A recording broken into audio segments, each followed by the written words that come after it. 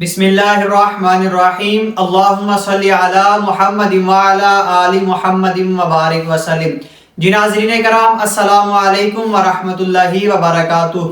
امید کرتا ہوں آپ تمام احباب خیریت سے ہوں گے۔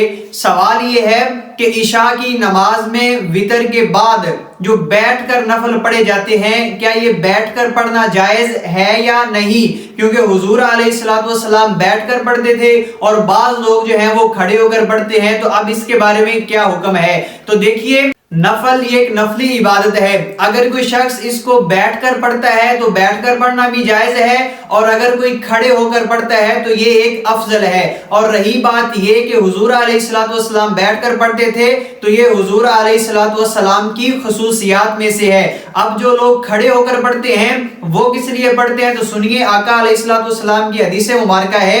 ایک صحابی جو ہیں وہ بیان کرتے ہیں کہ میں نے رسول اللہ علیہ السلام سے آدمی کے بیٹھ کر نفل پڑھنے کے بارے میں دریافت کیا، تو آپ علیہ السلام نے ارشاد فرمایا، اگر وہ کھڑے ہو کر نماز پڑھے تو افضل ہے، اور جس نے بیٹھ کر نماز پڑھی اسے کھڑے ہو کر نماز پڑھنے والے کی بنسبت آدھا ثواب ملے گا۔